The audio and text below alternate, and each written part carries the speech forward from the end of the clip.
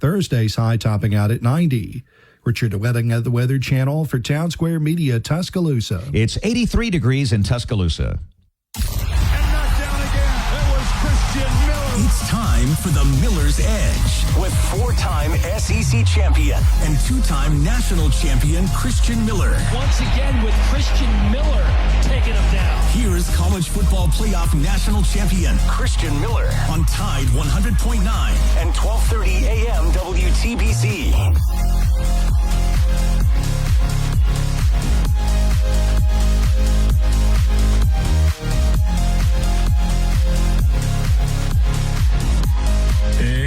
Welcome into this Talking Tuesday edition of the Miller's Edge. Tide 100.9, 1230 WTBC. Hope you guys are doing well this morning or afternoon, depending on where you guys might be. I know we got some folks on the Eastern time zone, so afternoon to you guys. We got Chase behind the glass. You guys can see him up at the top. We're going to be rocking and rolling. We got Clint Lamb joining us here at the top of the hour, as we typically do. I know we've had to move some things around, but I think we have him back on.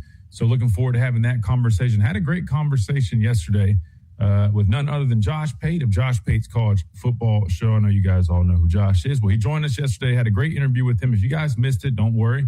I posted that independently on our YouTube channel, and that's why I always urge you guys to check us out on YouTube. If you haven't already, at the Miller's Edge, just search us up. It's completely free. Just hit that subscribe button, that like button on all the videos. That always helps us out. And drop some comments, show us some love again. That always helps us out, and we appreciate you guys supporting us there. So, yeah, go check out that video if you haven't already. We talked all things Alabama going into this 2026 season. Of course, Josh, he makes his way to Tuscaloosa pretty often. His wife used to work here on staff, if you guys didn't know that.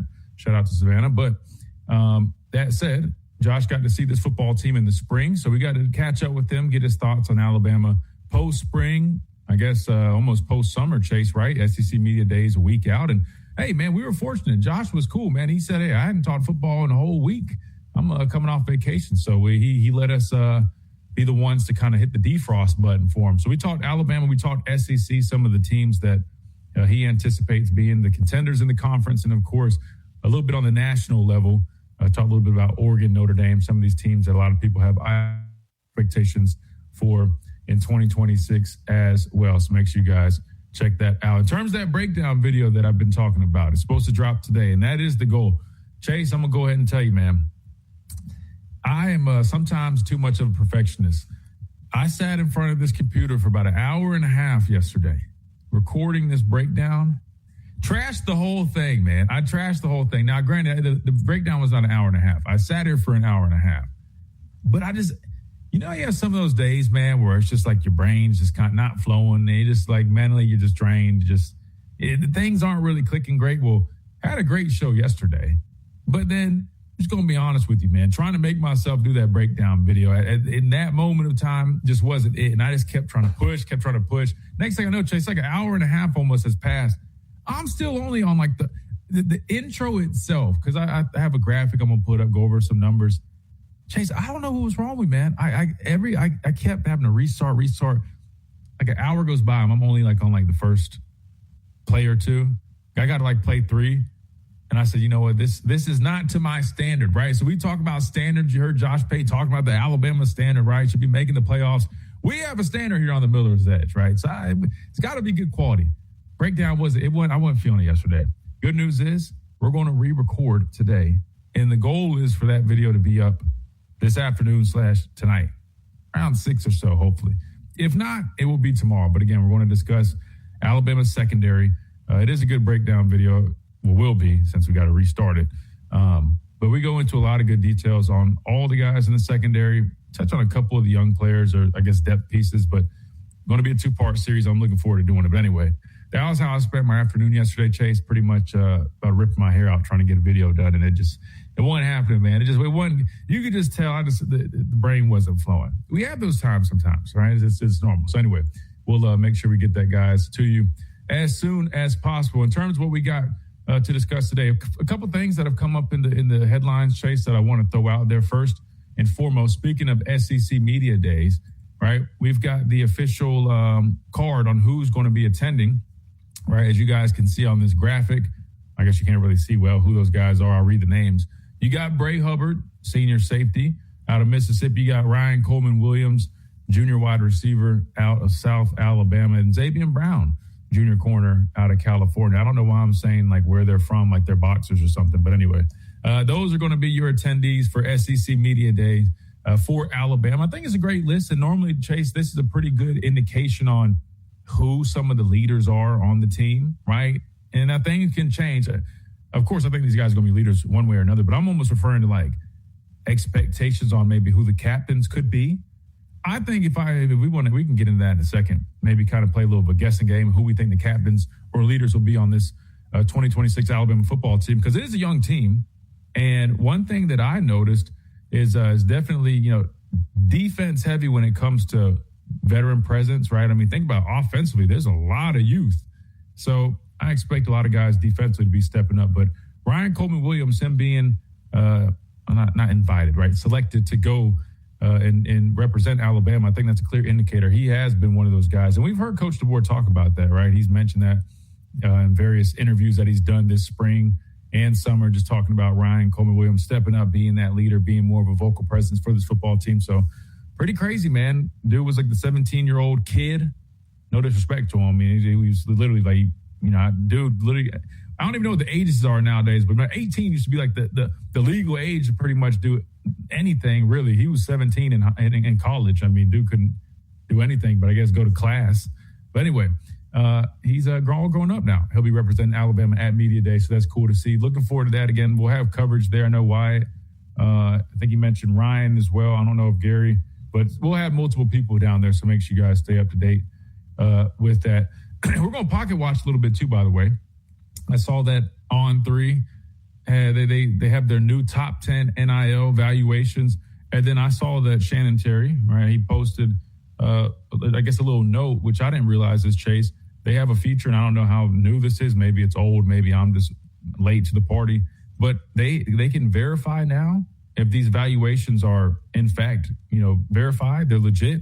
So it's kind of interesting. I clicked on the first one, right? I'll just give you a sneak peek. You got Darian Mensah, transfer quarterback from Duke to Miami. We all hear about the $6.5 million that he was offered, or I guess that he received. Well, that was verified, Chase. So that's not just speculation. Sounds like dude really got $6.5 million, which we're talking about a college quarterback.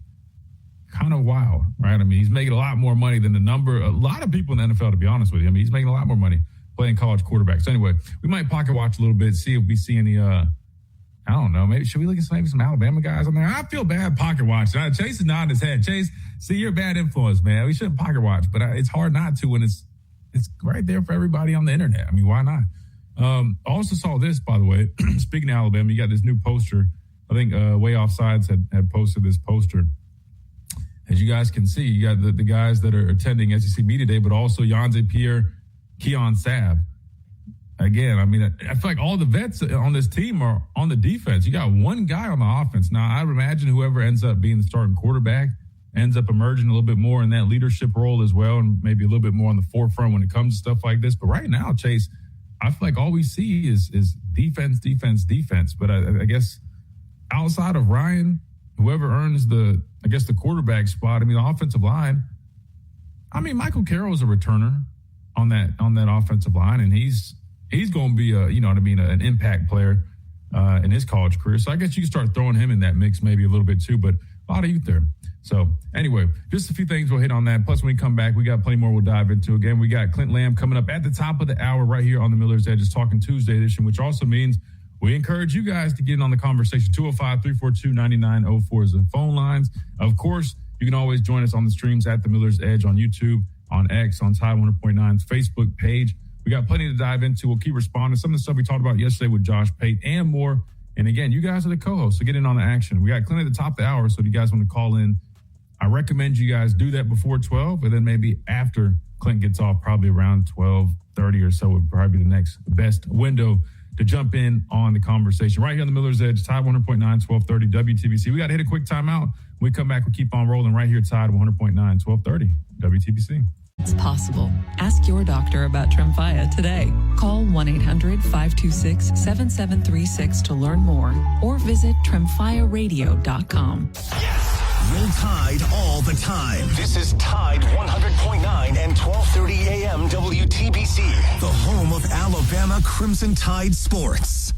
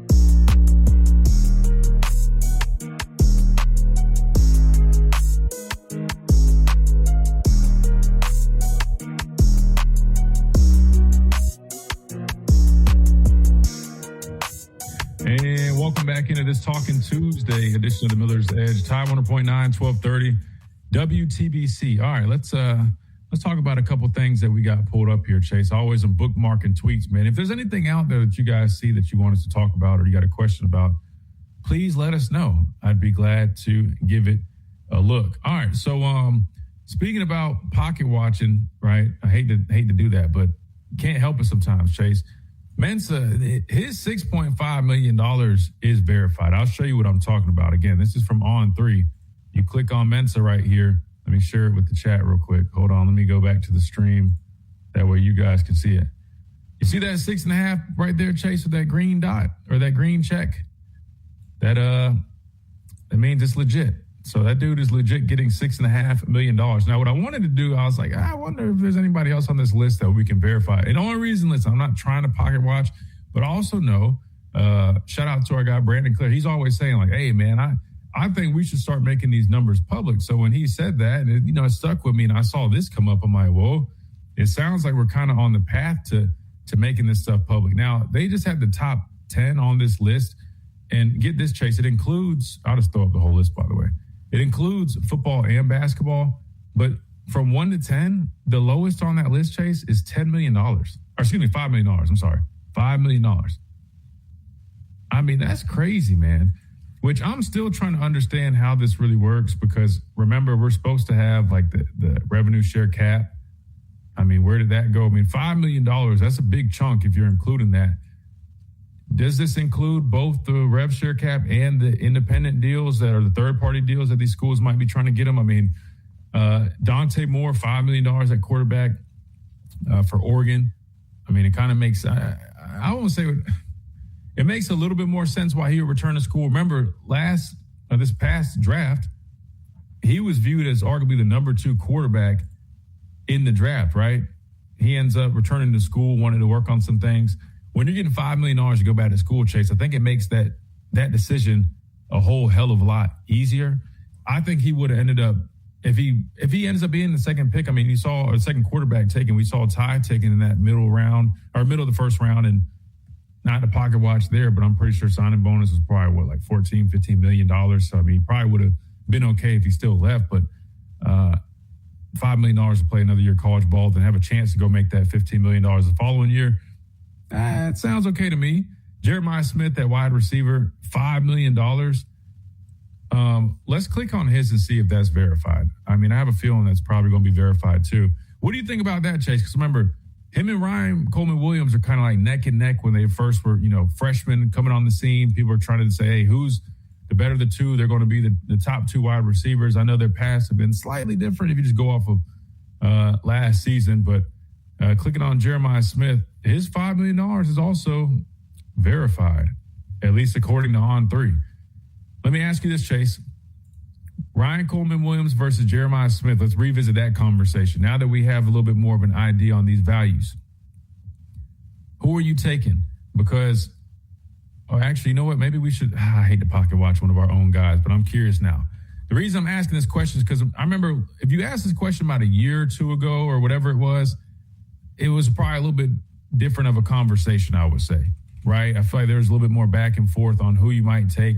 If you go off of kind of the trajectory of where these guys are at right now, I think most people are going to lean Jeremiah Smith. However, I can almost guarantee you Jeremiah Smith is at least making double what Ryan would probably be making, right? Because I remember the number, at least like from a year or two ago, I think it was kind of floated around. It was north of 7 figures, but I don't think it was even really in the 2s. I don't know where it would be at now. Things change, right? Values change for good or for worse. There's an article from On3 talking about that. Actually was very interesting. We'll bring that up here in a minute, talking about, hey, well, if guys get paid or expect to get paid more for their star rankings and these bumps that they get, does it work in the opposite direction? If a guy goes from a 5-star to a 4-star, do we now say, hey, instead of paying you 7 figures, now you get $700K? Anyway, I was trying to pull this up, but when you look at those 2 wide receivers, Chase, right, and where they're currently at right now going into this upcoming season, and you had to make a decision between the 2 of them. All right, here we go. Here's Ryan's, which I hate to pocket watch, but again, this is all public knowledge now. It's showing that his 1.8 is verified. Now, Ryan had a little bit of a sophomore slump last season, but we all know the potential that the young man has. Great kid, by the way. Great young man off the field, by the way. Let's be clear. But if you had to pick one wide receiver, your wide receiver one for your college football team, I think they're about to start doing Yahoo Sports, I don't know, whatever it's called, fantasy football. Imagine we're playing this game, but there's budgets involved. Jeremiah Smith for $5 million or Ryan Coleman Williams at $1.8 million. Chase Norris, Chase, you go first. Who are you taking? I'm taking Jer for sure. I go with Jeremiah Smith. I think with his production, I think with the quarterbacks he's had in comparison to the quarterbacks Ryan has had, and even the slump that Ryan did have, even if he didn't have that slump, I just feel like because of Jer's ability to stay consistent throughout different coverages that he has faced throughout his years for Ohio State. And I think you look at just wherever you have him on the field, he's noticeable. And even when he's getting double teamed or, they're throwing different packages at him, he's still being able to make an impact where you just can't stop him. He's fast, he's tall, he's able to use his route running ability to get open. And I think and that's one thing that Ryan is working on. I think his leadership. I think Jer's leadership on and off the field has been an unsung hero. At times where like Cornell Tate and others are not really stepping up in the game, Jer is there to pick it up in games against Michigan and other games last year and the previous. I just feel like he's just a wide receiver that I feel like a lot of NFL GMs would just mark off immediately. Then say with Ryan too. It's neck and neck, but I just feel like in terms of because of that slump. Yeah, I feel like the slump just did not help him, and I just feel like Jared is just not. He's killing it right now. Exactly, but yeah, that's what I'd go with. Yeah, no. Well, listen, if you're talking about what they've done on the field, I mean, I think it's pretty easy to say most people will lean Jeremiah Smith right now because number one, I mean, in terms of again, like production, what they've been doing, or at least as of last season. Oh, no, I'm going to let you answer in a second, North. But the other thing I want to add on there is, like you mentioned, Chase, you're talking about a guy that's got elite measurables and traits, right? You know what I mean? Like, typically when you talk about some of these bigger receivers, like, for example, like DK Metcalf, a lot of people say they're one-dimensional, right? They're vertical threats, can't really run the intermediate things. I'm just saying, to me, Jeremiah Smith, I mean, he's explosive. I feel like he's got solid route running. Right, he could take the top off. I mean, there's a lot of scouts and NFL personnel will tell you, like, I mean, this guy probably could have been a first-round draft pick as a true freshman, which clearly that's not allowed. But, I mean, we're talking about a generational type of player. At least it appears that way. And I don't like throwing that word around like that, but I'm just saying, I mean, this dude is special. Ryan's got a very strong skill set as well. He's definitely on the smaller side. We know that. But in terms of the ball in his hands, I mean, he's like a highlight reel. Right? Struggles with drops. We got to clean that up. But I mean, Ryan deserves his respect in his own right. But the reason I'm asking this question is now that we're starting to see these these valuations, I kind of think it's fun to put our GM hats on, right? Because we can talk about how special Jeremiah Smith is, and he's clearly, in my opinion, the best wide receiver in the country. But he's getting paid $5 million, Chase. And it kind of explains why maybe, and I'm not making excuses right now because I know a lot of people still have frustrations about recruiting and all that, but there's a rhyme and reason for certain things, and others are just misses. It is what it is, right? We just call facts, right? We're objective here. But the reality is you got to make some business decisions, right? And if you're choosing between these two, as great as it would be to have Jeremiah Smith, $5 million, if we are actively working under a cap or whatever it should be, that's a big chunk of your budget, man. That's a big chunk of your budget. And we heard Josh Pate talk about it. He had an interesting point. He said a lot of teams take the route that they really invest heavily from like the high school ranks, at least the guys that they feel like are going to be future first rounders at those specific positions that they put the most value on.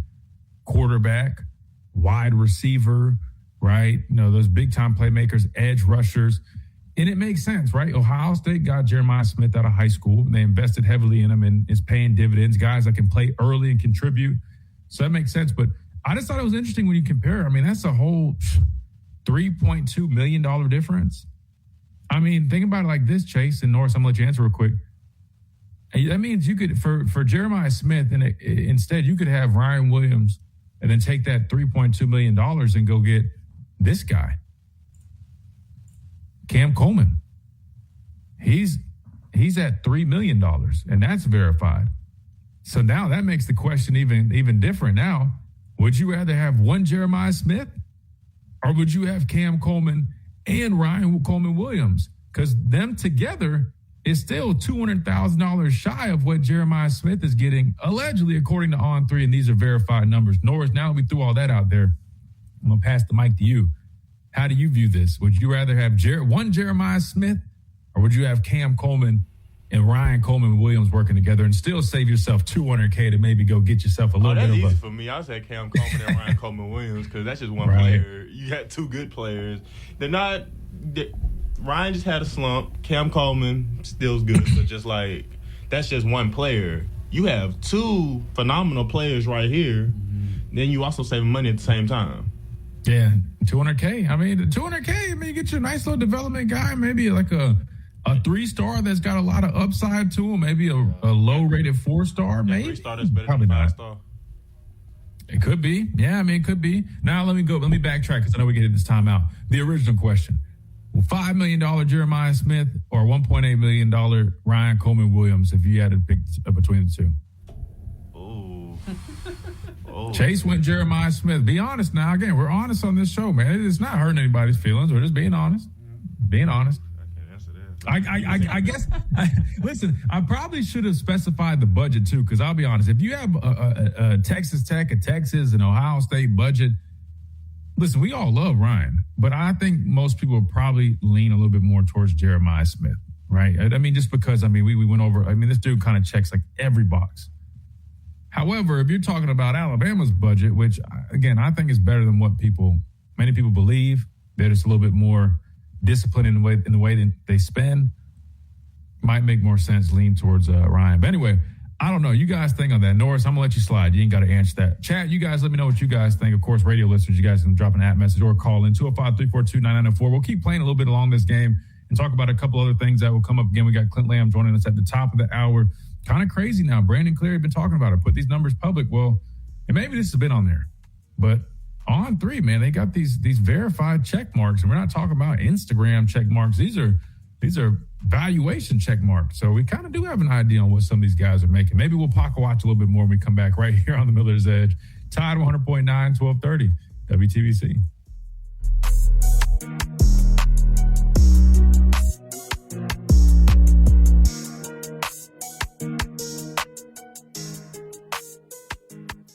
Hey, Hey, it's Christian Miller, and I wanted to tell you about our friends over at Lamparello Law, Education and Advocacy. Founded by attorney and professor Adam Lamparello, helping students at every level with mentoring, exam prep, applications, and career planning. Adam also represents students, faculty, and athletes in academic misconduct, First Amendment, NIL, and criminal defense cases. Known for real care and relentless advocacy. For guidance you can trust, call 201-317-5115 or visit lamparello-law.com. That's Lamparello Law, Education and Advocacy.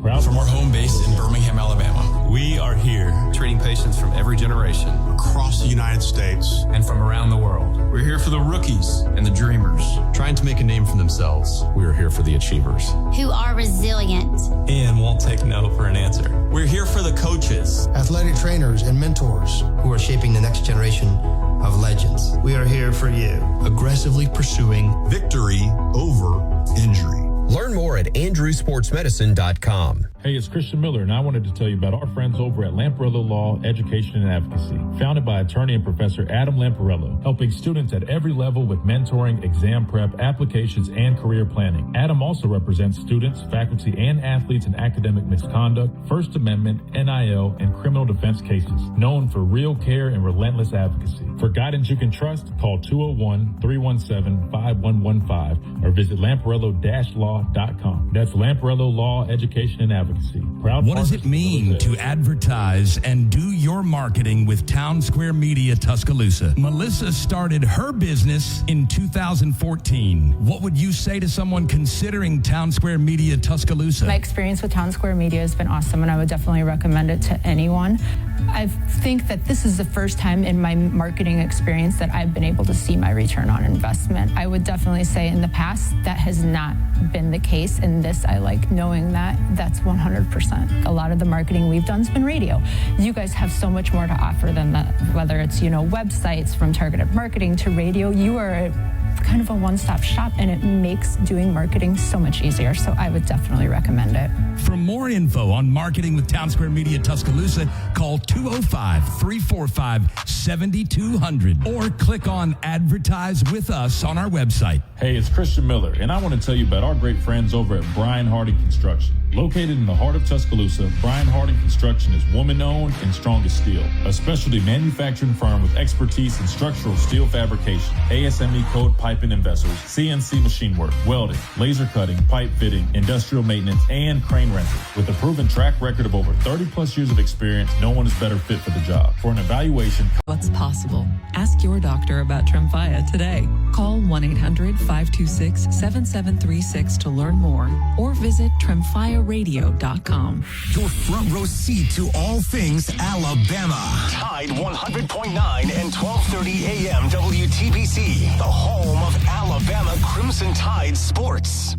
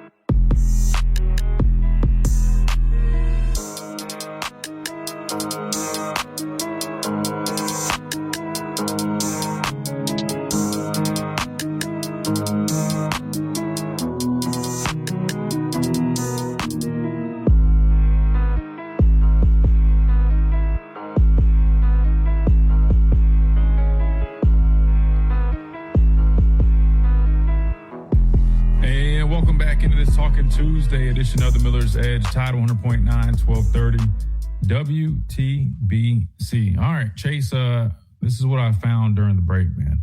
Only other verified for Alabama would be Keelan Russell, and they've got him verified at 2 M's. So sorry to pocket watch, but that's what we got right there, 2 M's. Was that more or less? If it's out there, you're good. It's okay, all right. I was about to say, it's public knowledge, right? Anybody can go to on3.com. 2 M's, Chase. Keelan Russell, I guess that's verified right there. Now, there's been a lot of talk. The only reason I'm bringing this up, not so much a pocket watch, but there's a lot of talk about all the quarterbacks that Alabama's taken. I know some people are like, man, that's a lot to be investing in one position. Some people feel that they're probably not making as much money as some people would maybe assume they would be making. 2 M's for Keelan Russell. Is that more or less than what you probably expected? I would say a little less. I think with all of the recruiting that he's been surrounded and just all the upside to his game, and especially how much it's going to be more around these other quarterbacks that were in his class. And like you said earlier, which I think it's a good representation of Alabama, they spend wisely. They don't spend like how Texas Tech and other universities do. But yeah, I thought it was a little less than what way he was recruited and what people were telling me behind the scenes. So I was a little shocked at how much he was getting. A side note, it's crazy that we're talking about how much players are earning, because this would have been prohibited a few years ago. Sanctions everywhere. I just think it's just crazy to me, Christian. Well, this is what's going to make it even crazier for you. Like Latoya just said in the chat. So that means Keelan is making more than Clem, the offensive line coach. Yeah, I mean, there are a number of guys that make more than what these coaches are making, right? Think about it. All those top players we talked about earlier, they're making more. I mean, they're making more than some head coaches at smaller schools. Think about it. $5-6 million for the top guys. I mean, really, like the top head coaches are making, 10 plus annually.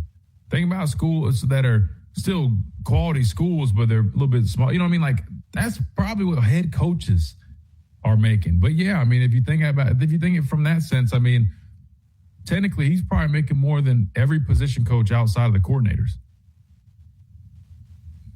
I mean, he hadn't won the starting job just yet. I expect him to be the starter.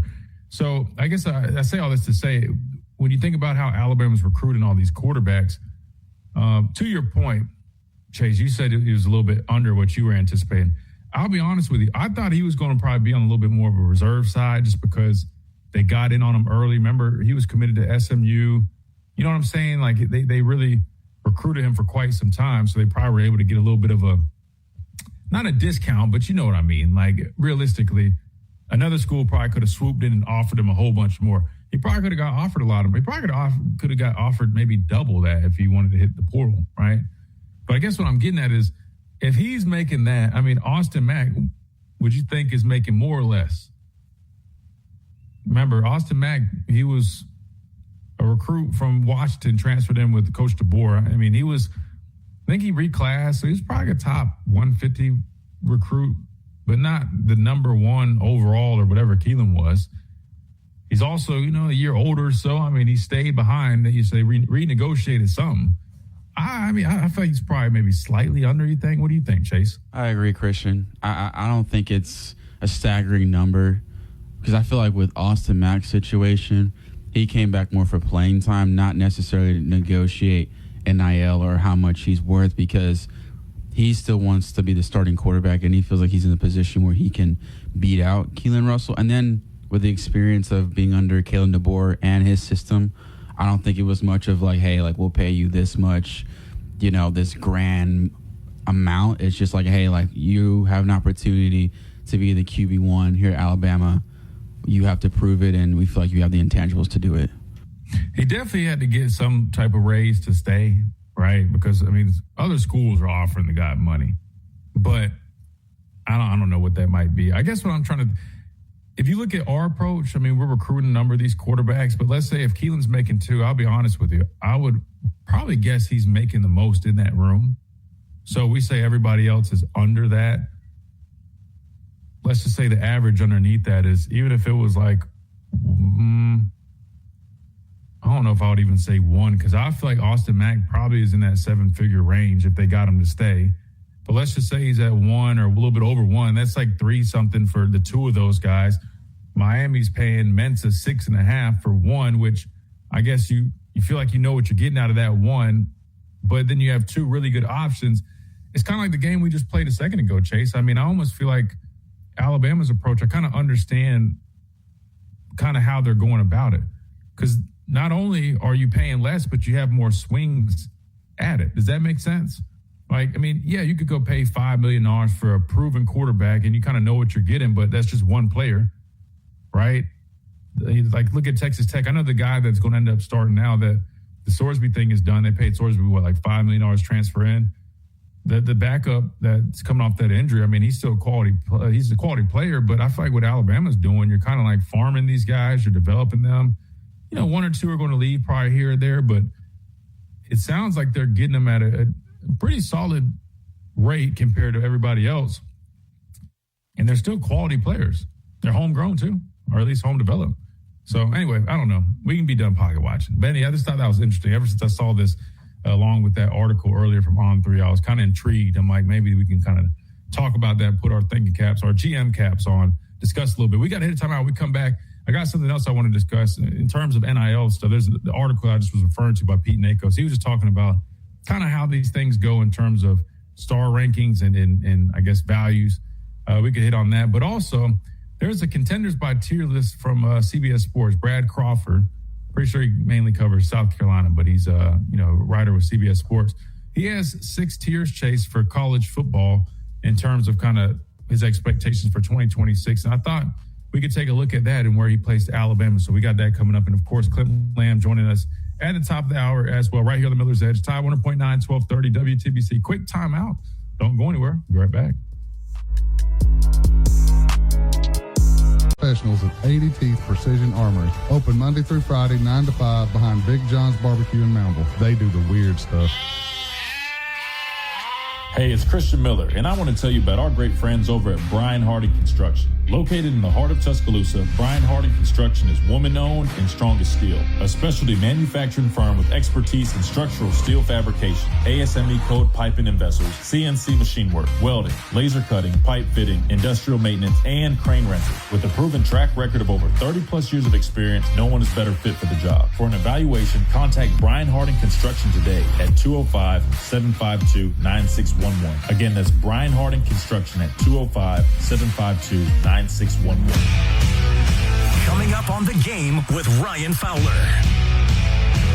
Coming up on the Tuesday edition of The Game, we'll talk to Mike Tagliere, WWL, the Big 870. We'll talk with him. We'll talk to Pete Utah and a big question for most Alabama fans. Starting at 2 p.m. on The Game with Ryan Fowler on Tide 100.9, 1230 WTBC. Your home of Alabama Crimson Tide Sports. The longest running sports talk show in Tuscaloosa. The Game with Ryan Fowler. Weekdays. Ask your doctor about Tremfya today. Call 1-800-526-7736 to learn more or visit TremfyaRadio.com. Tide 100.9 Tuscaloosa weather. Here's your Tuscaloosa and West Alabama forecast. This afternoon, keep your umbrella open to dodge the raindrops. Cloudy skies, periods of showers and thunderstorms. It'll feel warm at 84. Gentle southeast breeze at 5. Wet weather continues tonight, leaving things damp down to 71. Sunny, warm, and sticky tomorrow with afternoon thunderstorms. High tomorrow 88. And bright sunshine, hot temperatures as we move into Thursday. Thursday's high topping out at 90. Richard Wedding at the Weather Channel for Town Square Media, Tuscaloosa. It's 83 degrees in Tuscaloosa. From kickoff to the final whistle, we've got you covered. Tide 100.9 and 1230 AM WTBC.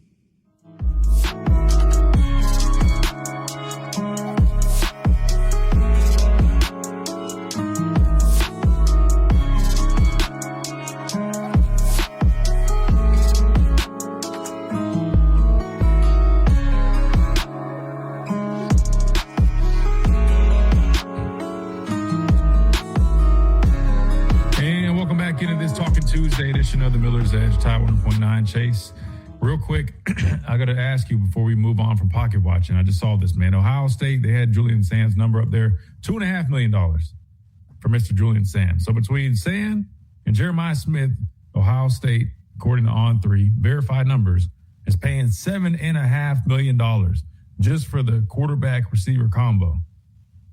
Keelan and Ryan together, 3.8. What's your choice, man? That's literally pretty much half the price, right? Just a little over half, right? Technically, 3.8, 7.6, but you get the point. Keelan and Ryan for half the price, or Jeremiah and Julian Sam? Remember, you can put that money in other places now. I mean, football, you got 11 on each side of the football. Yeah, there you go. What's your answer, though? You can be honest. I think trying to be financially smart, I'm going to go with Keelan and Ryan? Yeah, I'm going to do that because you're right. Like, you have other players that need to eat. And if you're not having other players eat, you're not going to be a very good football team. And Keelan and Ryan, they are highly recruited, and I feel like Keelan's going to have a really good season, whether it's this season or next season. And Ryan's proved that before. And quite honestly, with the market value, with everything, is that you have to pay for a top player more and more every single season. So why not build around players that want to play for you, A, 2, that you know they're going to stay or have a good chance, and then 3, it continues to build your culture of what UA is, instead of just having to just pay top dollar for any player. And, you know, it drives kind of what UA isn't. And I feel like I just feel like it would be like if Ohio State or Texas Tech, yeah, you're gonna pay top dollar because you want to win now. I feel like UA has this plan, and I feel like Courtney Morgan and so many others behind the scenes that are working to get this through. But yeah, I'm gonna go with the financial route instead of just being like, oh, I'm going for Jair and saying just because of the big names and I can just get another player next year. I just feel like that's not smart. Yeah, no, I mean, I get it. Well, here's the thing that I'm trying to figure out. So when they do finally put this cap on things, $7.5 million, right? Say we're talking about like $21 million or whatever it was initially, and I know it's going to climb. Let's just say the cap ends up being $25 million for revenue share, and that's supposed to cover all sports, man. $7.5 million, that's already, I mean, damn near a quarter, right? I mean, almost a quarter of kind of your whole revenue share for all sports. So what then happens? I mean, these guys take major pay cuts. I'm kind of confused there. Ohio State clearly is healthy. We talk so much about these Texas schools, but sorry, we're still pocket watching here. David Jacobs, this is a recruit. He's not even in college yet, Chase. He's got a verified $1.7 million deal. He's an edge rusher out of Roswell, Georgia. So I don't know if you guys think this stuff's interesting. Here you go. I mean, you see all these numbers and kind of how it all comes together, right? Maybe, just maybe, it makes sense why Alabama's probably backing off on some of these top recruits. I mean, just think about this, Chase. I mean, we just talked about what a proven guy like Ryan Coleman Williams is making. Now imagine some of these guys. I mean, I saw like the top high school players. I mean, you see 2.5, 2 million, 1.7, 1.5. Now a lot of these start becoming, like, they're not verified, but still, man, I mean, $1 million here. I mean, there's a lot of $1 million that are being thrown around, and several of these are verified. I mean, it kind of makes it a little bit more difficult to justify recruiting at that rate, so consistently like that. You see what I'm saying, Chase? I mean, if we're already paying our top wide receiver and Ryan Coleman Williams, I get it. People are going to say, what do you mean top wide receiver? You get the point, man. Top wide receiver. 1.8, quarterback, you expect to start at 2. I mean, these kids, Chase, haven't played a snap, and look at all these 1 mils. And we're through like 40 kids, Chase. 38 kids until it drops. I mean, that's just crazy to me. I didn't realize all these verifieds are on here even for high school. I'll tell you one thing I did notice real quick before we get off this subject.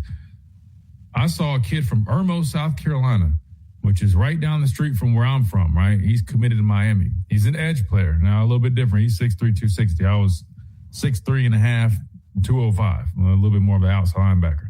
This guy got a verified no, it's not verified, but he's valued at $1 million and committed to Miami. And I feel like he's relatively around the same ranking that I was coming out of high school. I think I just saw that. High 4-star, maybe a 5-star on a site. I was just 5-star on one site. I think that's all you need to consider yourself a 5-star. I'm just saying, can I travel back in time? I would love $1 million coming out of high school.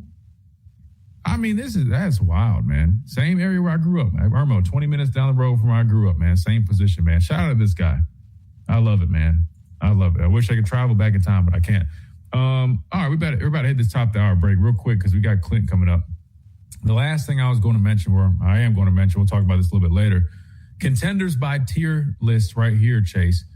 This is from Brad Crawford, right? He's got 6 different tiers. Tier 1 is clear front runners. Tier 2 is program leadership should prevail. Tier 3, rosters worth a second look. Tier 4, schedule assistant looms large. And Tier 5, first-year head coach hesitancy. And Tier 6, dark horse candidates. Alabama falls in Tier 3, which is the rosters worth a second look. And other teams in that category, LSU, Texas Tech, Southern Cal, Oklahoma, Texas A&M. So I think that's pretty fair company. If we're being honest here, I think that kind of is right around where you see a lot of these preseason lists. Probably, 10 through low teens, Alabama's coming up on a lot of preseason lists. I'd argue those teams are in that kind of realm, probably viewed similarly. But in terms of clear front runners, Chase, Notre Dame, Miami, like we talked about with Josh Pate yesterday, Oregon as well, Ohio State, and also Georgia. So, I think those 5, I think people would probably agree with. Tier 2, he does have Texas under a program leadership should prevail. I don't know if I would include Texas there because I feel like that's kind of the opposite. I feel like when we talk about Texas, they always have the players, the talent, the resources, but they don't live up to the hyper expectations. So I would kind of disagree with that one. Indiana, I get it. Signetti, people have a lot of faith in him and his program building, what he's doing. That's definitely fair. But I want to go down this list a little bit more, but we got to hit the top of the hour break. When we come back, we got Clint Lamb joining us. We'll talk all things Alabama. Then we'll revisit this and more coming up on this Talking Tuesday edition right here on the Miller's Edge. Tide 100.9, 1230, WTBC.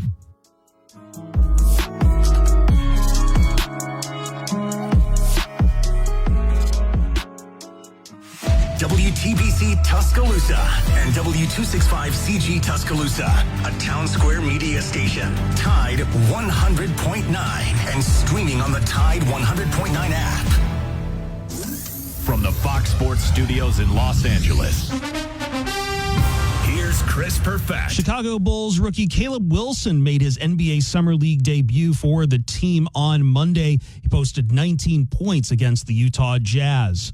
With 6 home runs on his final 6 swings, Jordan Walker came from the brink to defeat Kyle Schwarber 12-11 to win the 2026 Home Run Derby and stun Schwarber's hometown Philadelphia crowd. According to the Los Angeles County District's Attorney's Office, Rams left tackle Alaric Jackson will not face felony charges stemming from his June arrest for domestic violence. On Monday night, Minnesota Lynx rookie Olivia Miles became the fastest player in the WNBA to reach 400 points, 100 rebounds, and 100 assists as she put up 33 points, combining with veteran Kayla McBride's 37 to defeat the Phoenix Mercury 104-100. Hey, it's Christian Miller, and I wanted to tell you about our friends over at Lamparello Law, Education and Advocacy. Founded by attorney and Professor Adam Lamparello, helping students at every level with mentoring, exam prep, applications, and career planning. Adam also represents students, faculty, and athletes in academic misconduct, First Amendment, NIL, and criminal defense cases. Known for real care and relentless advocacy. For guidance you can trust, call 201-317-5115 or visit lamparello-law.com. That's Lamparello Law, Education and Advocacy. Proud from our home base in Birmingham, Alabama. We are here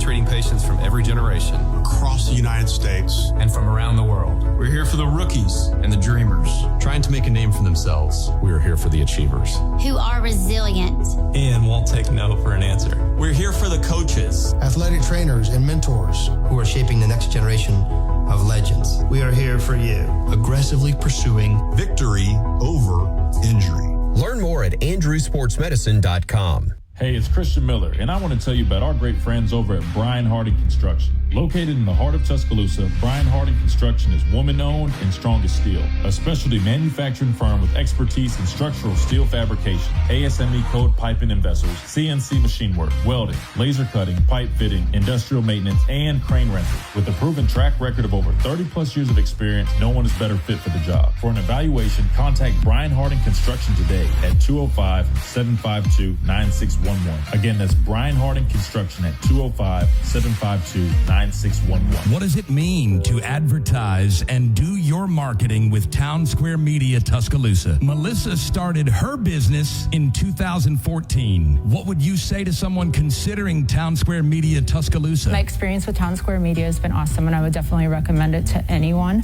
I think that this is the first time in my marketing experience that I've been able to see my return on investment. I would definitely say in the past that has not been the case. In this, I like knowing that that's 100%. A lot of the marketing we've done has been radio. You guys have so much more to offer than that, whether it's, websites from targeted marketing to radio. You are kind of a one-stop shop, and it makes doing marketing so much easier. So I would definitely recommend it. For more info on marketing with Town Square Media Tuscaloosa, call 205-345-7200 or click on Advertise with Us on our website. It's time for the Miller's Edge with 4-time SEC champion and 2-time national champion Christian Miller. Once again with Christian Miller taking him down. Here's college football playoff national champion Christian Miller on Tide 100.9 and 1230 AM WTBC. And welcome back into this Talking Tuesday edition of the Miller's Edge, Tide 100.9, 1230 WTBC. We're now joined by our guest today, Clint Lamb of Cover Crimson. Clint, it's been a minute, man. How's everything going? It's going fantastic. How you doing today, Christian? Man, can't complain. Another day, another dollar, less than a week for media days, man. We're counting down and we're excited. So we're all good this way, man. Hope everything's good that way as well. Clint, I want to dive into a conversation we had earlier, man. I'm just curious your thoughts on this. I know there's been a lot of talk about recruiting and roster management, all this stuff. We had Josh Pate on the show yesterday, and we got his thoughts on it, and it was interesting kind of what he explained in terms of philosophies that a lot of schools are kind of following in terms of going to high school for certain players and positions, stuff like that, and investments. But that said, we were pocket watching a little bit here on the show. I realized that on 3, they have like these verifications for valuations nowadays. And the only 2 that Alabama had on there, they had Keelan Russell. His was verified at $2 million. And then, of course, Ryan Williams, I think it's been like that, like 1.8 shows is verified. But my question is for you, because I know we've talked a lot about Alabama recruiting quarterbacks and stacking all these quarterbacks. I don't know if you've seen that valuation or if you've heard that number before, but what are your thoughts on that in terms of how that fits in kind of what Alabama may be doing with their quarterback room? Because you look at Mensa from Miami, his $6.5 million is now, verified. It's not just a number that's being thrown out there. I would imagine Keelan Russell at 2 probably means he's the highest paid in that room. I'm sure Austin Mack is probably close, maybe a little bit behind, but still those 2 and even some of the young guys they have are still less than what Miami's paying for one guy, or even maybe Texas Tech, who was paying $5 for Sorsby before that betting thing went down. What do you make of that $2 million valuation with Keelan Russell and how that might fit into maybe their approach at the quarterback position? Well, I think Alabama's been pleasantly surprised with some of these high-profile guys because of the offense that they're going to be playing in, the coaches they're going to be working with, the fact they are confident in the surrounding talent that Alabama's been able to accumulate. They felt good about feeling like they've been taken care of financially, but it's not all about the money. And I think that's been a pretty important, distinction for Alabama, and it's allowed them to kind of go out there and you see all these quarterback recruits. And it's like we've said, I think Keelan definitely got a pay bump this offseason. Obviously, he wasn't, I don't think, making $2 million out of high school, even though I'm sure he was making a pretty respectable amount. When they got in on him, he was a 3-star commitment to SMU. When they got in on Jet Tomlin, he was a commitment to Iowa State and was a kind of a lower-rated 4-star. And then these guys climb. But I think that one of the things that you have to make sure that you do is granted, if right now you kind of probably pitch both him and Austin Mack, we're not going to pay you as the starter because you're not officially the starter. We're kind of going to, I'm sure they're paying both a very respectable amount. Whoever ends up winning that job, the other one's probably going to leave, if I had to guess. And if that ends up being the case, and someone is the returning starter next year, once again, that number is probably going to go up, and you have to be ready to kind of, pay that amount, but it will be more so based off of production and production with you, which is a lot more of a sure thing. And those are the guys that you want to pay. I think Alabama's approach is we want to get you in here. We're going to take care of you financially. But where your big money is going to happen is when you start actually proving it on the field for us. And we'll take care of those guys. We want production-based pay for a lot of the players on the roster. And granted, not everybody's going to buy into that. Certain guys are probably going to leave. Sometimes you have situations like with some of the players this past cycle where, you know, the valuation that the coaching staff puts on them versus what they're asking for based off of what they're getting from others. They're not willing to meet a lot of those demands, but it should Keelan Russell win the job. Should his production, you know, he end up being one of the better quarterbacks in college football. I'm not telling you that they're going to hand him $6 or $6.5 million. I don't know what it would take to keep him or what that expectation would look like. But just the fact that he's been in the system, he trusts the coaching staff, his family's comfortable there.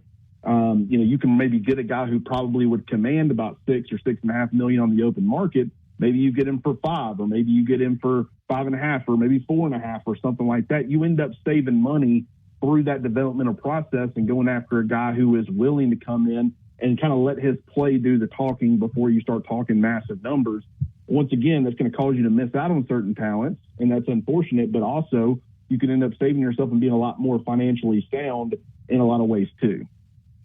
Yeah, and speaking of saving money, we took a look at Ohio State, and they only had a few guys verified as well.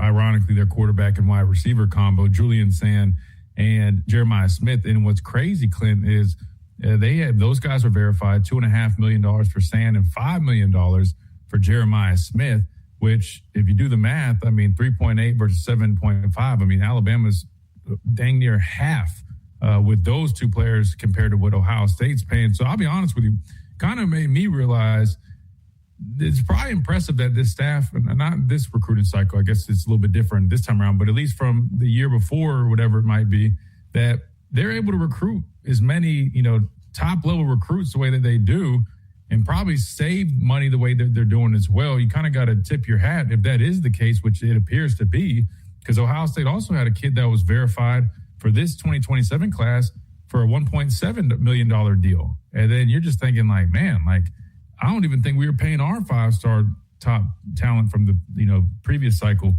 anything close to that. So it sounds like Alabama's still finding ways to get top talent without necessarily spending, you know, $1 million plus. Well, one of the things that I want to add is you see that, and granted, Julian Sands coming off of a campaign in which he was, you know, Heisman finalist worthy. Jeremiah Smith is obviously the best wide receiver right now in college football, been the best, you know, a generational type of player at that position. So it makes sense. But as far as that recruit that's coming in that you just mentioned, making, you know, what was it, $1.7 million? 1.7, yeah. I mean, the fact that that's now verified, you know, just imagine being a player that plays that position already on Ohio State's roster. Maybe you're a starter and maybe you're making $800,000 or you're making $1 million or you're making 1.2, and it's like, hold up. This kid who's going to be coming in, he's making 1.7. You were comfortable giving him that, but I've been here. I've been productive. Why don't you want to take care of me? And then, of course, for everyone like that, there's someone also is like, hey, I'm not the starter like this guy was that's asking for more money, but I was the number 3 receiver, the number 4 receiver, and I had 562 yards and 6 touchdowns or whatever the case may be.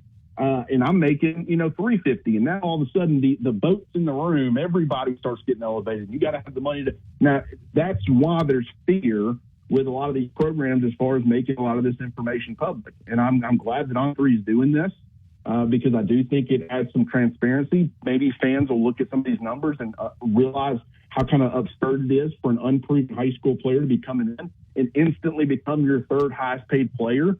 But, you know, these are the kind of things that a lot of these coaching staffs and support staffs are having to deal with behind the scenes, and it's trying to manage that. And it's not just about, hey, we got this kid, we've got him, we'll give him a little bit of a pay bump every off season, but we'll do that to make him happy. We can bring in these players and pay him all this money. No, I mean, everything has to be looked at and evaluated as far as not just the players you're bringing in, but how are you going to keep the guys who are in those rooms happy? Because you end up losing one of those players as a result of this. And then you end up going with more of the unproven talent. Was it really worth it? And a lot of times they would probably tell you no. So, I mean, I'm glad there's more transparency happening with some of these numbers. Yeah, and if you guys haven't seen it, it's On3. I don't even think you need a subscription. I think you just go to their profiles, and if there's a green check mark, it's basically verified according to them. So there's not a bunch of guys. Like I said, I think there are only like 2 for Alabama, 3 if you include this high school recruit who is, I guess he's viewed as maybe one of the top recruits, if not the top recruit. So he's expected to be a really good player, but still there's not a whole bunch of these verified numbers. But the more that they come out, you're right, Clint. It's going to provide more transparency throughout this whole process, which is definitely very interesting. We're joined by Clint Lamb of Cover Crimson. Make sure you guys check out all their great work on all platforms, wherever you find your podcast. Clint, I asked Josh yesterday when he was on our show, man, when you look at 2026, I know we've talked about, expectations in terms of maybe the over-under on the win totals and things like that. We know it's a young team.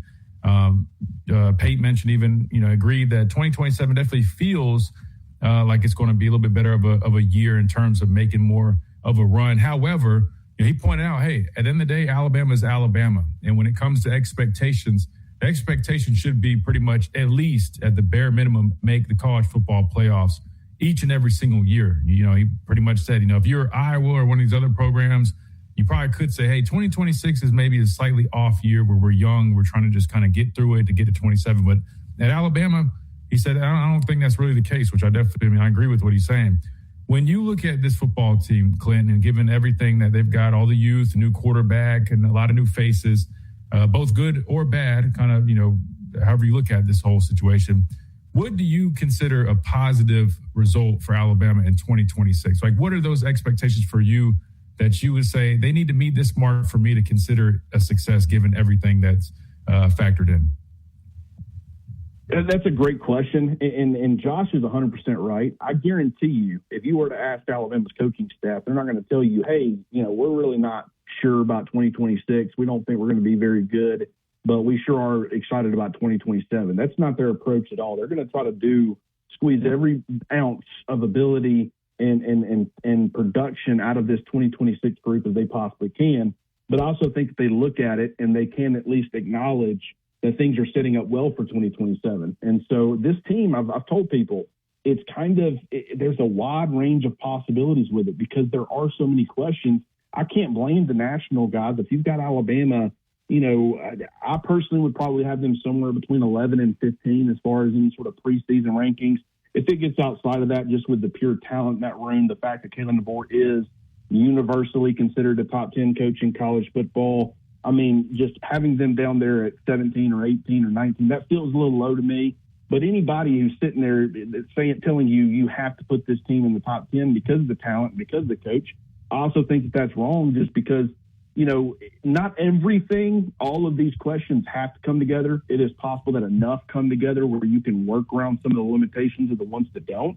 But, once again, you could end up, I don't see 8 and 4 as a possibility, but I don't see 7 and 5 as any sort of in this range of outcomes that we're talking about. 7 and 5 and below feels way too extreme. I think 11 and 1 or 12 and 0 feels way too extreme. I've consistently kind of settled on 9 and 3 feels like the sweet spot, and the reason that it does is I think based off the schedule, is it super tough? No, but there's some good football teams. Obviously, it's a 9-game SEC schedule that makes everything tougher for everybody.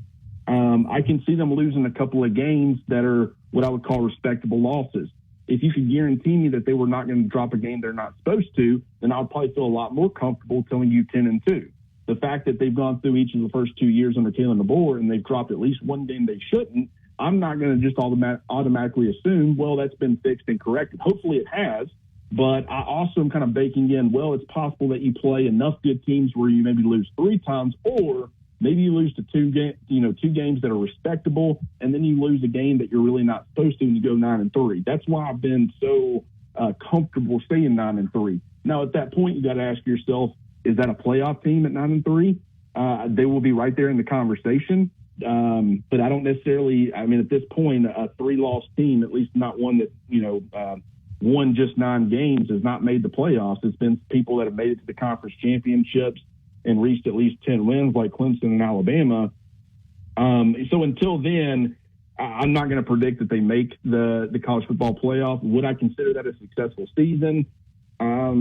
Just with the expectations and where I think things are going to be, that would kind of be par for the course. It would be disappointing if they missed the playoff, but then it becomes, okay, not everything's linear. Not everything is working in one direction. You might have a little bit of a step back this year based off of youth and some coaching changes and new quarterback and just trying to figure some things out. But at that point, 2027 becomes all the more critical.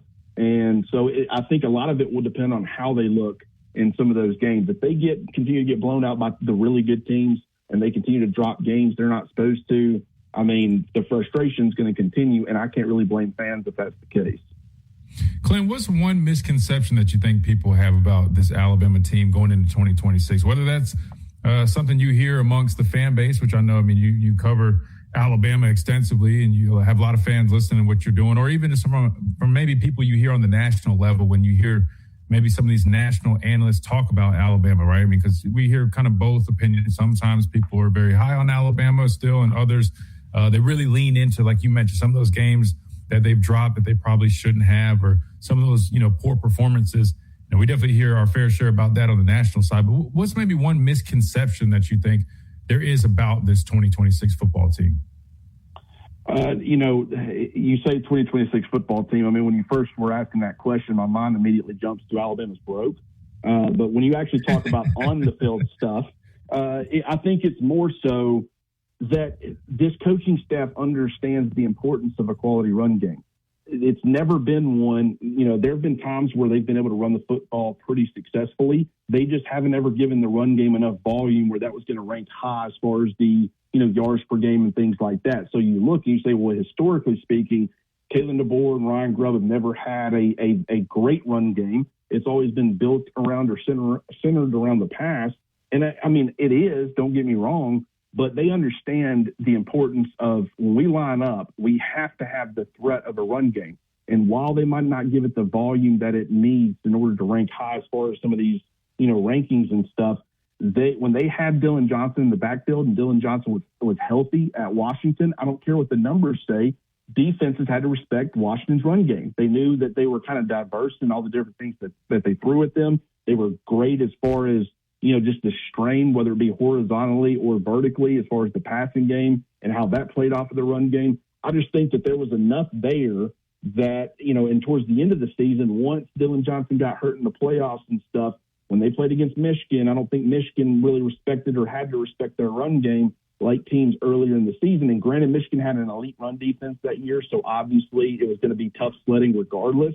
But I think that really made Washington in that one particular game a lot more one-dimensional compared to when Dylan Johnson was healthy. I mean, you watched him twice against Dan Lanning in Oregon, and you want to say he combined for, I think both times he went for over 100 yards. I want to say he averaged about 20 carries per game. I think he had 3 total touchdowns in those 2 games.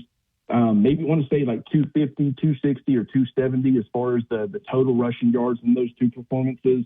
And those were some good Oregon defensive fronts, and it was an SEC-built, Oregon roster. And so I think that there's a reason that they saw the lack of success in the run game this year, and they actually tried to do something about it.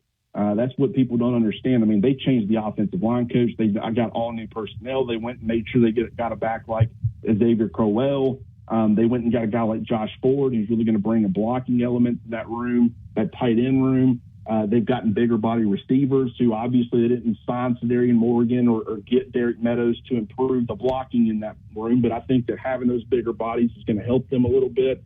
There's a lot that's signaling that they feel like that they really need to put more of an emphasis on the run game or make sure that it's in a place where they can put more of an emphasis. And so I think that's probably the biggest misconception in my mind. Yeah, no, I think that makes total sense. I did a breakdown on that running game, and I think just little details. I like you mentioned, just even them, like their volume.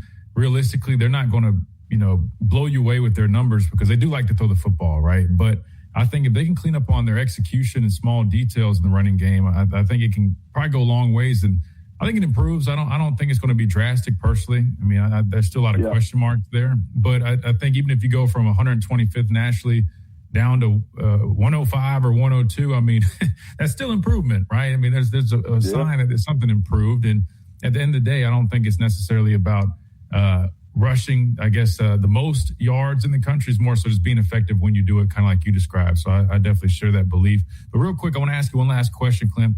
This time on the defensive side, I saw that there was an article on Xavier Griffin earlier, I think they were talking with a trainer of his or someone that is a pass rush specialist, and they were talking about his upside as an edge rusher and a guy that reminds them similar to maybe Will Anderson. Now, I'll be honest, as a former edge rusher, I kind of disagree with that. Will Anderson is quick twitch, but he actually he's more of a power guy. He likes speed to power. To me, I think Xavier Griffin has even more twitch than a guy like Will Anderson, right? They're just different types of rushers. So I get kind of what the guy was saying, but I don't necessarily, I don't like the comparison really, if I'm being honest. Anyway, his upside as a pass rusher, I think Xavier Griffin, I mean, to me, he's probably got some of the highest upside in that room if you do have him coming off the edge. When you look at him, it may be, let's just look at 2026 for this first year. He's a true freshman. I mean, you're already looking at Caleb Woodson and maybe some of the other young guys that have been developing an inside backer. I'm sure he could carve out a role there, but it feels like his skill set has something. He has something with his skill set some of those other guys in the outside linebacker room might not necessarily possess. And I feel like he could really provide a presence there. If it was you and you're in Kane Womack's shoes, how would you play Xavier Griffin, at least in year one? Would you try to start looking at him more as a wolf, maybe even on early downs? Would you stick to it maybe only as a third down, kind of pass rush situational type of deal? How would you handle Xavier Griffin? Well, I think the number one thing is just as his body has grown, the fact that same article mentioned, the trainer thinks that he's somewhere in the low 230s. I want to say Will Anderson as a freshman was 6'4", 235. Not saying he has the same build necessarily. He'll be a lean, 230, 231. Kind of more of a Q Robinson type of leanness, despite the fact that Q was north of 230. You still would look at him and say, pretty lean player. But as he's grown, I think they're probably more comfortable with him playing on the ball. I think in the spring, they were looking at him as a 205, 210-pound kid when he was showing up, maybe even a little bit lighter than that. And they were thinking, okay, I mean, we can't expect this kid to come in, who we paid a lot of money to. I'm sure they gave him a good, respectable financial package. They probably weren't looking at him and thought this is going to be a guy who really contributes in year one for us on the football. But once he got to 222 prior to spring practice, the fact that he's continued to get bigger, and the fact that they probably saw him, in the spring, get some of that situational work like we saw a little bit of on A-Day, and they thought, well, hey, I mean, bare minimum, maybe he can give us some situational reps and be an impactful pass rusher for us. Not only that, I think when you look at just everything as a whole, number one, you look at the bandit spot. You have Yanze Pierre, Justin Hill, and as of right now, Jamarian Matthews playing that wolf position. We also think it is possible that maybe a Jamarian Latham continues to play wolf, but I look at him going from 262 last season, gone from 278 the previous year in 2024. It was clear that he was going to be playing wolf. He had announced that he had made that change. But when you heard Kane Womack talking about him in the spring, number one, he's now listed at 270, so he's gained 8 of those pounds back. And Kane Womack talked about his versatility. I more so see him being a guy who you can trust him being a bandit. Like, he's one of those players who has some inside experience where I'm looking at Des Zulu and I worry about him playing a 4-eye. I wouldn't worry about that with Latham, especially if he can get back up to where he was playing at before 2 years ago when he was technically Alabama starting bandit. So him alongside Devin Tompkins on top of, Des Zulu, maybe you can play him more situationally in that instance. It's just if Xavier Griffin was chipping in at wolf and you had him and those other 3 guys that I mentioned, you would feel more comfortable about playing Latham exclusively as a bandit or as a guy who, situationally slid inside. But also maybe even you would go as far as to say Jamarian Matthews could play a little bit of bandit. I think he's more of a bandit long term and have said that. So maybe that could help shore up your bandit spot a little bit. And when I'm looking at the future, the fact that Alabama's kind of struck out on multiple players in this 2027 class as far as a future Yanze Pierre replacement, if you told me Xavier Griffin was going to stay in that room, or he was going to be in that room, first of all, but then stay there, I would feel way better about the future. I would still see a twitched up, explosive, exciting pass rusher, a dynamic pass rusher that could really threaten defenses and be that primary option for you for the future. And so maybe that has something to do with it. You're looking at, post Yanze Pierre in 2026. You're looking at off-ball linebacker, probably getting Caleb Woodson back, maybe that entire room back. You're like, okay, we don't really have to have Xavier Griffin as an off-ball linebacker. It just feels like that everything makes more sense when, you have Xavier Griffin as a wolf. But maybe in the future, maybe they, because I do think they would probably target somebody in the transfer portal during the 2027 cycle. If it gets post 2026, you got that situational work out of him, and then you end up kind of focusing a little bit on, that position group in the transfer portal. Maybe you end up moving Xavier Griffin off the ball at that point, but you can kind of have the flexibility with him having that experience. I love the idea. Think it would give Alabama yet another, strong pass rushing option. And I think in the future, he would platoon pretty well with Justin Hill, who has that run stopping, edge setting ability with his immense upside as a pass rusher. Yeah, no, I definitely agree. I like the upside at both spots, but now it's intriguing, like you mentioned, now that he's put that weight on, you definitely feel a lot more comfortable with him holding up at the point of attack if he is playing off the edge. So something to pay attention to this fall camp that's coming up for sure. Clint, I appreciate you. I know we kept you a little longer than usual, but I appreciate you joining us. Before we let you go, man, tell everybody how they can keep up with all the great work that you guys are doing. Yeah, you can check me out on Cover Crimson on the Cover Crimson YouTube channel. Or if you like to listen to podcasts, just search Cover Crimson Podcast Network, or you can follow along with me on my personal Twitter account at Clint R. Lamb. Once again, Christian, as always, brother, good talking to you again, and I look forward to next week.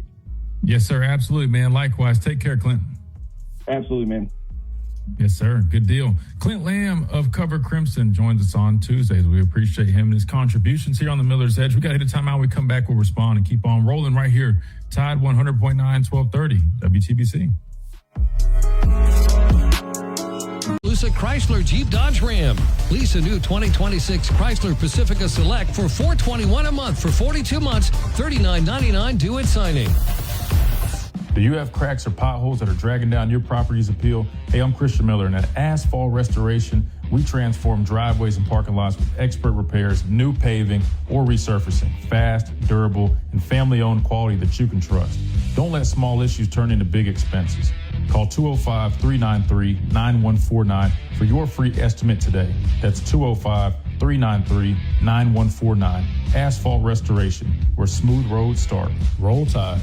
Hey, this is Wyatt Fulton from Tide 100.9. Join us starting on July the 20th for SEC Media Days live from Tampa, Florida. Presented to you by Pearl River Resort and the Sportsbook at Golden Moon Casino. We'll bring you live updates, press conferences, and interviews from all 16 teams in the Southeastern Conference at SEC Media Days 2026 from Tampa, Florida, presented by Pearl River Resort. Join us starting July the 20th. Done by the professionals at 80 Teeth Precision Armory. Open Monday through Friday, 9 to 5, behind Big John's Barbecue in Moundville. They do the weird stuff. From our home base in Birmingham, Alabama, we are here treating patients from every generation across the United States and from around the world. We're here for the rookies and the dreamers, trying to make a name for themselves. We are here for the achievers who are resilient and won't take no for an answer. We're here for the coaches, athletic trainers, and mentors who are shaping the next generation of legends. We are here for you, aggressively pursuing victory over injury. Learn more at andrewsportsmedicine.com. What does it mean to advertise and do your marketing with Town Square Media Tuscaloosa? Melissa started her business in 2014. What would you say to someone considering Town Square Media Tuscaloosa? My experience with Town Square Media has been awesome, and I would definitely recommend it to anyone. I think that this is the first time in my marketing experience that I've been able to see my return on investment. I would definitely say in the past that has not been the case. In this, I like knowing that that's 100%. A lot of the marketing we've done has been radio. You guys have so much more to offer than that, whether it's, websites, from targeted marketing to radio. You are kind of a one-stop shop, and it makes doing marketing so much easier. So I would definitely recommend it. For more info on marketing with Town Square Media Tuscaloosa, call 205-345-7200 or click on Advertise with Us on our website. Tide 100.9 Tuscaloosa weather. Here's your Tuscaloosa and West Alabama forecast this afternoon. Keep your umbrella open to dodge the raindrops. Cloudy skies, periods of showers and thunderstorms. It'll feel warm at 84. Gentle southeast breeze at 5. Wet weather continues tonight, leaving things damp down to 71. Sunny, warm, and sticky tomorrow with afternoon thunderstorms. High tomorrow 88. And bright sunshine, hot temperatures as we move into Thursday. Thursday's high topping out at 90. Richard Wedding of the Weather Channel for Town Square Media Tuscaloosa. It's 83 degrees in Tuscaloosa. From yesterday's legends to tomorrow's stars. Tide 100.9 and 1230 AM WTBC. No one better. The home of Alabama Alabama Crimson Tide Sports.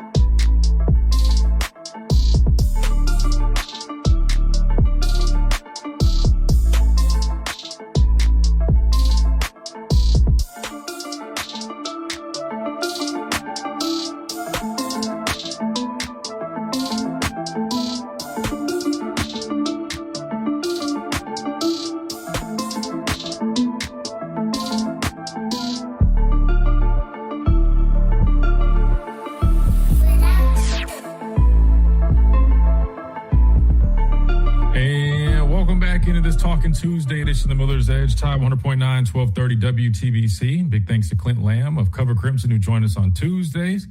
I'll probably clip that up and post it. That was a good interview, man. I feel like we got a number of good things discussed in that interview, and we'll post that so you guys can go back and check it out. And make sure you guys go check out Clint and Cover Crimson, all the good work that they're doing over there as we keep rolling into football season. Less than a week away from SEC Media Day, so we'll have plenty of content and interviews and reactions. We'll do all that, break all that stuff down.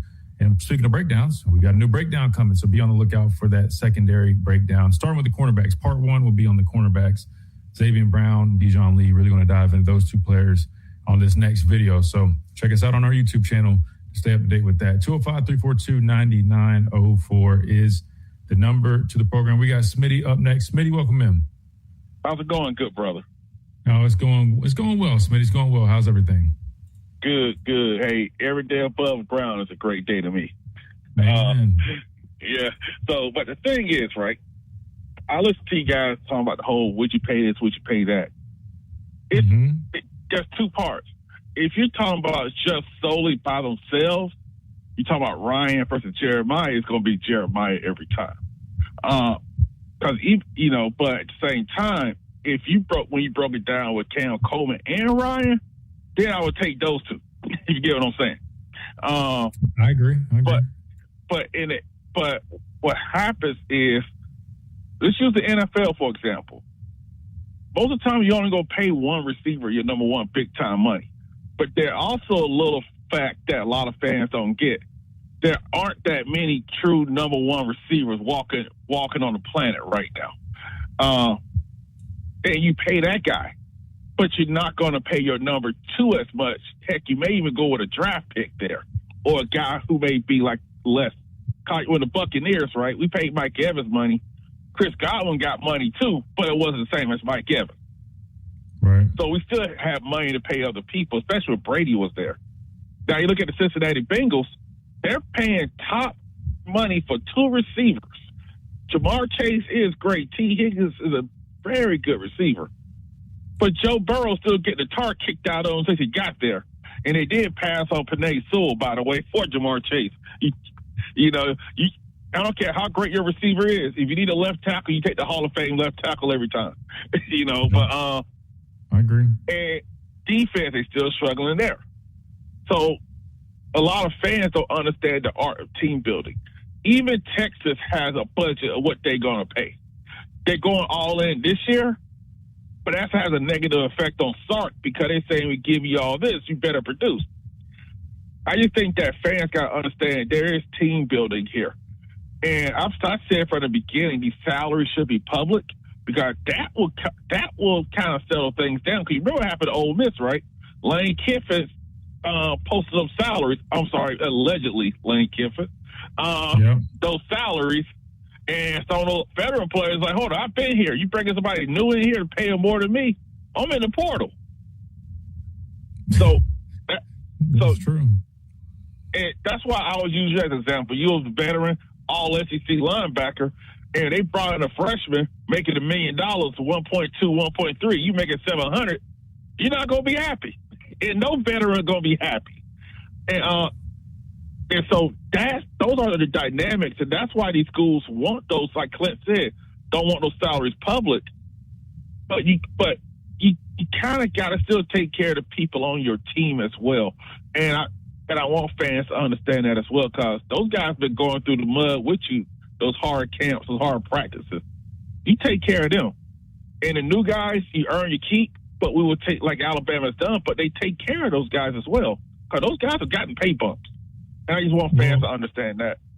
Well, I was going to say this. I mean, number one, it sounds like you guys are getting what you wished for in terms of them releasing this. Yep. And I think this is new because I think they already had NIL evaluations on On3, but if I'm not mistaken, because it's trending on Twitter, I want to say they just finally started verifying these numbers. And there's not a whole bunch as it sits currently, but best believe those are going to start rolling in there.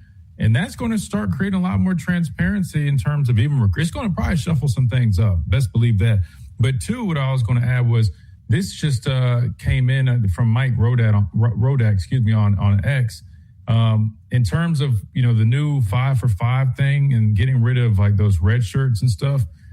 Now Alabama's got 24 seniors listed on their roster for 2026 that all will be eligible to come back and play again in 2027, right? So 24 guys, and I'm not going to read through everybody, but some key ones you'll see. I mean, Austin Mack, he'll be, eligible again in 27. You see Khalifa Keith, the running back they just got from the transfer portal. I think he's more of a depth guy, clearly, but still, he can return. Noah Rogers can return. Rayson Delgado, Ethan Fields, Javen James. I mean, all these guys are still, they're listed as seniors, but they can come back and play again if they want. Jan Zapier, Desmond Zulu, right? I mean, Caleb Woodson, Bray Hubbard. So when you're talking about paying players and whatnot, I mean, the fact that all those guys that are quote unquote seniors, but now have been gifted or eligible again for another year, I mean, that you got to take that stuff into consideration, right? I mean, what would you rather have? Now, obviously, if you go get a guy that's going to be better and upgrade your team, then you go do that. But who would you rather have? I mean, a guy like Zulu or one of these other guys you brought in who is experienced, he's played. Now, maybe that true freshman that you're trying to recruit has more upside, but he's young. Who are you going to get more out of the next year? I would probably say the fifth-year Desmond Zulu than an 18-year-old kid out of high school. And you're probably paying a lot less money. So it's very interesting how all this stuff is kind of coming together. Yeah, and the thing is, I was thinking about it when you talked about that. And those are guys who've been in your program. And I remember Courtney Morgan said, he was like, yeah, you see a guy make a big run? Yeah, we got to give him some more NIL. So they're taking care of these people because many guys hit the portal because they ain't getting the money they promised. True. It just doesn't come out, and that happens. At least with Alabama, from what I understand, they're getting what they promised. They're getting taken care of, and you can live with that. And I think, like you said earlier, like someone like Zulu, right? We're not even saying that he's some first-round pick, right? But he's been in your system. He's experienced, and not just experience playing. It's the weight room also. He's getting his body right, and that's a big adjustment from high school for most of these guys. So you got that guy that you can lean on while that freshman is developing. Now, you have some guys like a Bray Hubbard who may declare for the draft because he's not going to improve his stock staying in school. Pierre would be a fool to come back because he's a first-round pick, in my opinion.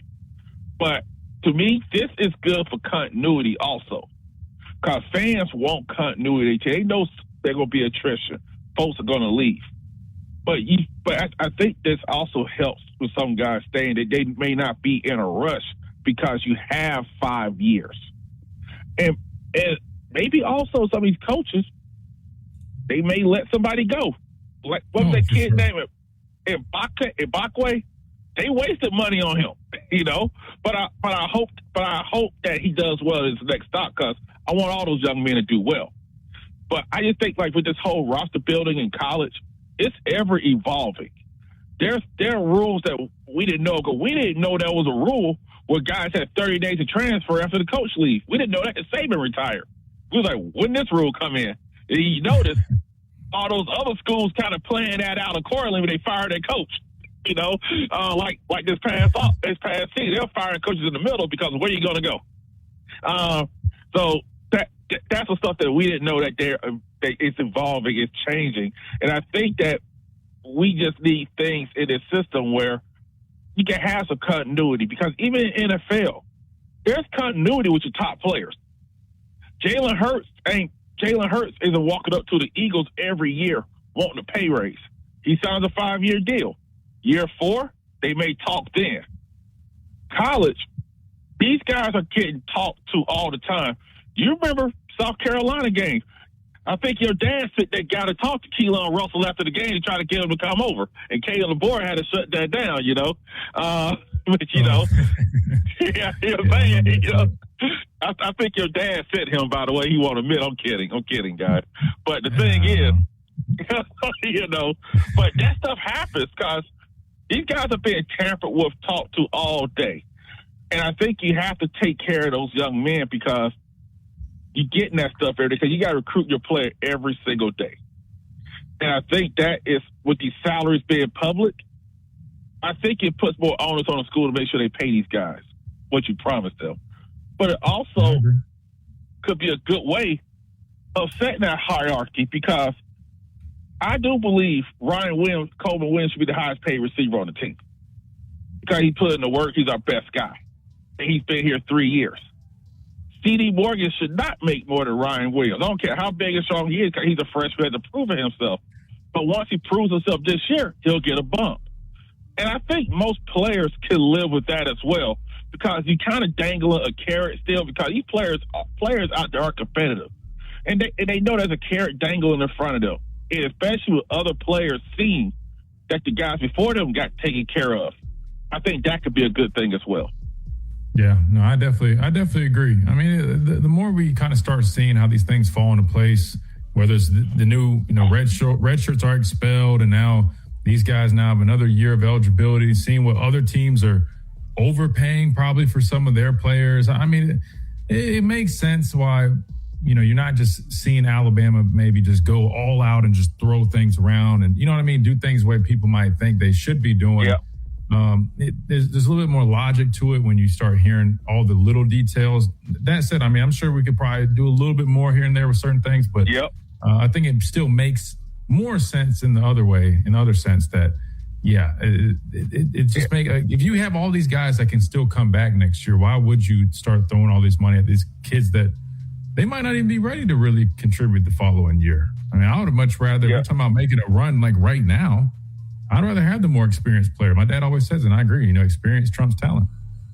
Hey, can I say this before you run? Thanks for taking my call as always. Yeah, well, sure. yes, Josh Payton, y'all talked to Clint also about the expectations making the playoffs. I agree. But fans also have to remember, people are choosing the playoff teams.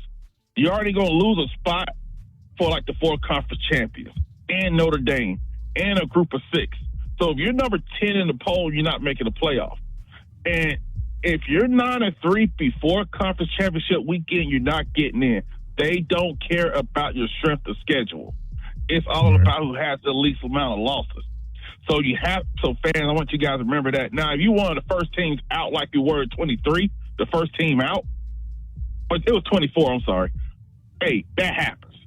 But I just want people to understand the system as well before they start breaking their TVs, that they don't care about your strength of schedule. They're picking these teams, and at least 6 spots are already spoken for already. Just got to remember that. But I think we'll have a shot at it this year. But you have a good one, Christian. I think so, too. I mean, if they play their cards right, I think so. I mean, it's definitely going to have to, you know, get to those growing pains. But I agree, man. I agree. Smitty, I appreciate you, brother. Hey, you have a good one, good brother. Yes, sir. You too, man. All right, good deal. We're going to hit this time out. We come back. We'll wrap things up on this Talking Tuesday edition. If you guys want to sneak in a phone call, we still got a few minutes when you come back right here. 205-342-9904 on this Talking Tuesday edition of the Miller's Edge. Tide 100.9, 1230 WTBC.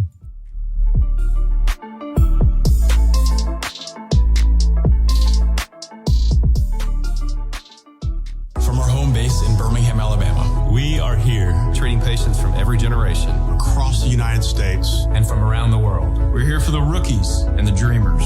Trying to make a name for themselves. We are here for the achievers who are resilient And won't take no for an answer. We're here for the coaches, athletic trainers, and mentors who are shaping the next Services for our complete range of duct surfaces, 205-339-6540 or at adamssvcs.com. Adams Services. Hey, it's Christian Miller, and I wanted to tell you about our friends over at Lamparello Law, Education and Advocacy. Founded by attorney and Professor Adam Lamparello, helping students at every level with mentoring, exam prep, applications, and career planning. Adam also represents students, faculty, and athletes in academic misconduct, First Amendment, NIL, and criminal defense cases. Known for real care and relentless advocacy. For guidance you can trust, call 201-317-5115 or visit lamparello-law.com. That's Lamparello Law, Education and Advocacy. What does it mean to advertise and do your marketing with Town Square Media Tuscaloosa? Melissa started her business in 2014. What would you say to someone considering Town Square Media Tuscaloosa? My experience with Town Square Media has been awesome, and I would definitely recommend it to anyone. I think that this is the first time in my marketing experience that I've been able to see my return on investment. I would definitely say in the past that has not been the case. In this, I like knowing that that's 100%. A lot of the marketing we've done has been radio. You guys have so much more to offer than that, whether it's, websites from targeted marketing to radio. You are kind of a one-stop shop, and it makes doing marketing so much easier. So I would definitely recommend it. For more info on marketing with Town Square Media Tuscaloosa, call 205-345-7200 or click on Advertise with Us on our website. Do you have cracks or potholes that are dragging down your property's appeal? Hey, I'm Christian Miller, and at Asphalt Restoration, we transform driveways and parking lots with expert repairs, new paving, or resurfacing. Fast, durable, and family-owned quality that you can trust. Don't let small issues turn into big expenses. Call 205-393-9. Explore winning business solutions at BofA.com/gamechangers. Bank of America, official bank of the FIFA World Cup 2026. From our home base in Birmingham, Alabama, We are here, treating patients from every generation across the United States and from around the world. We're here for the rookies and the dreamers, trying to make a name for themselves. We are here for the achievers, who are resilient and won't take no for an answer. We're here for the coaches, athletic trainers, and mentors who are public 9 a.m. to 5 p.m. Saturdays and Sundays. Single, family, and corporate memberships available. Located at 14931 Seedtown Road in Fosters, Alabama. What does it mean to advertise and do your marketing with Town Square Media Tuscaloosa? Melissa started her business in 2014. What would you say to someone considering Town Square Media Tuscaloosa? My experience with Town Square Media has been awesome, and I would definitely recommend it to anyone. I think that this is the first time in my marketing experience that I've been able to see my return on investment. I would definitely say in the past that has not been the case. In this, I like knowing that that's 100%. A lot of the marketing we've done has been radio. You guys have so much more to offer than that, whether it's, websites from targeted marketing to radio. You are kind of a one-stop shop, and it makes doing marketing so much easier. So I would definitely recommend it. For more info on marketing with Town Square Media Tuscaloosa, call 205-345-7200 or click on Advertise with Us on our website. Tide 100.9 Tuscaloosa weather. Here's your Tuscaloosa and West Alabama forecast. This afternoon, keep your umbrella open to dodge the raindrops. Cloudy skies, periods of showers and thunderstorms. It'll feel warm at 84. Gentle southeast breeze at 5. Wet weather continues tonight, leaving things damp down to 71. Sunny, warm, and sticky tomorrow with afternoon thunderstorms. High tomorrow 88. And bright sunshine, hot temperatures as we move into Thursday. Thursday's high topping out at 90. Richard Wedding at the Weather Channel for Town Square Media Tuscaloosa. It's 83 degrees in Tuscaloosa. From Tuscaloosa to the world, download the free Tide 100.9 app for all the latest on Crimson Tide sports.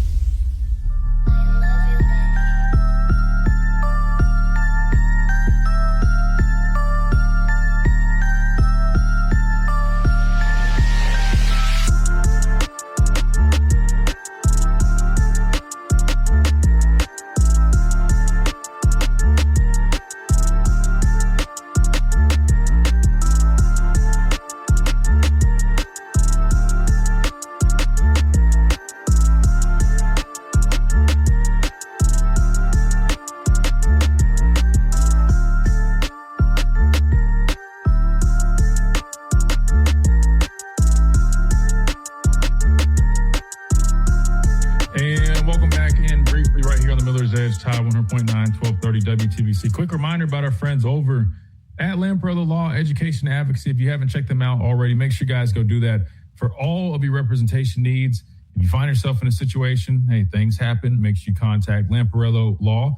Of course, they'll get you squared away, and they'll do it at a very affordable rate. They beat out the competition. That's the biggest thing about them, is the prices that they'll represent you for. Of course, academic, misconduct matters, NIL, any criminal defense matter, they got you covered. And also those services that they offer for high school, college, or graduate students, whether that's academic and career planning, subject matter mastery, or even exam and test taking preparation. They'll get you guys covered. So make sure you guys contact them today. Lamparello-law.com is the website. You can schedule a free consultation, contact Adam and his team, and they'll get to working for you for a great price. Again, at Lamparello Law and Education and Advocacy, all those great things. All right, so we're winding down. We only got like a minute or two left.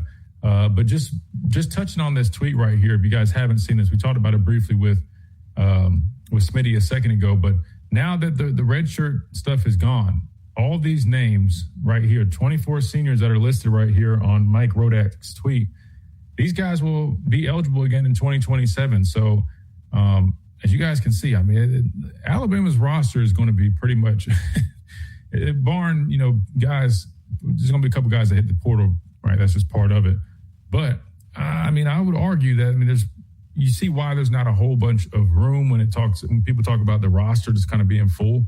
Now with this new rule, man, all these guys can return. So I kind of wonder how that affects high school recruiting. We've talked about that a little bit in the past, kind of these rules with guys coming back.